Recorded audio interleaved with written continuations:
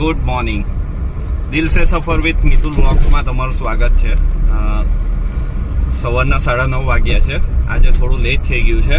વાઈફની તબિયત થોડી ખરાબ છે એટલે હું એના ક્લિનિક પર જાઉં છું એની આસિસ્ટન્ટને ચાવી આપવા માટે, ને ત્યાંથી હું મારી શોપ પર જતો રહીશ. મારી વાઈફનું ક્લિનિક છે, ક્રિસિવ ફિઝિયોથેરાપી ક્લિનિક. ઓપન થઈ ગયું છે. 10 વાગ્યા છે પણ હું શોપ ઓપન કરી દીધી છે, પણ મારે દાદા જોડે સુરત જવાનું છે તો હું શોપ પરથી નીકળું છું. પપ્પાએ કહી કે મારી જ ગાડી લઈ જાય એટલે દાદાને કમ્ફર્ટેબલ રહી, તો હું ગાડી આપવા જાઉં છું પપ્પાને.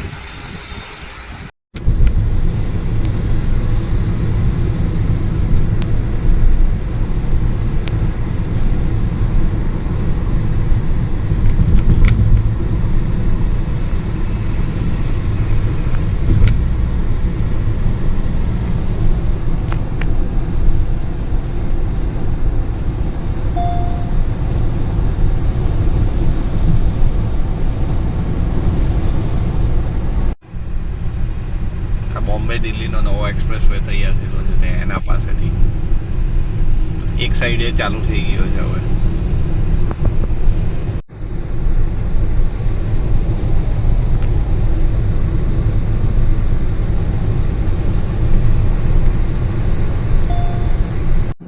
અહીંથી એક્ઝિટ છે કિમથી આવતા એના પાસે.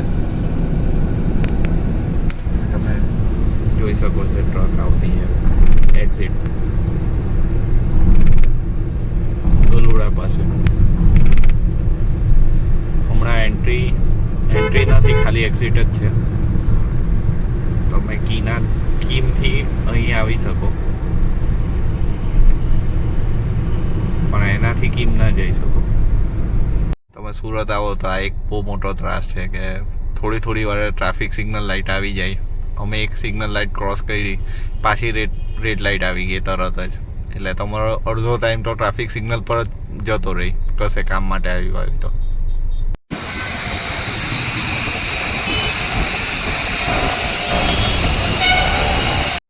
દાદાને ડૉક્ટરને ત્યાં બતાવી દીધું, હવે નાસ્તો કરવા જઈએ છીએ. તો અમે સાઈનાથ ઢોસા પર આવ્યા છે. સાઈનાથ ઢોસા પર નાસ્તો કરીશું અડાજણ, અને પછી બારડોલી જઈશું.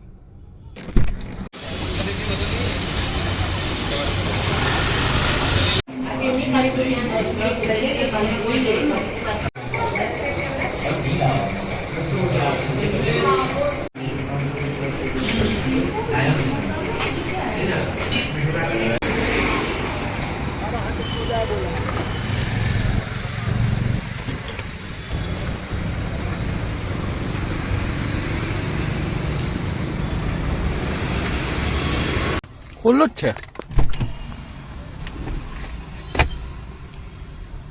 ચાલો હવે દાદાને કહીએ. ધરાઈ ગયા ને દાદા? ધરાઈ ગયા ને? હા. ચોકડી ટ્રાફિક જામ, પાછો રિટર્ન થતા.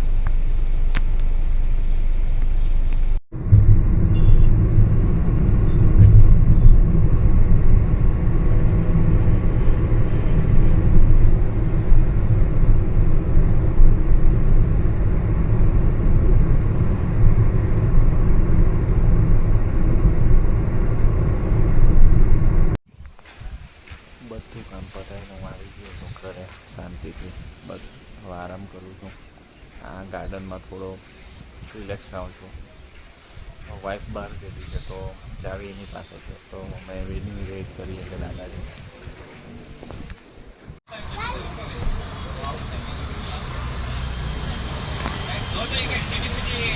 ક્રિસિવ ફ્રૂટ ડીશ લેવા આવ્યો.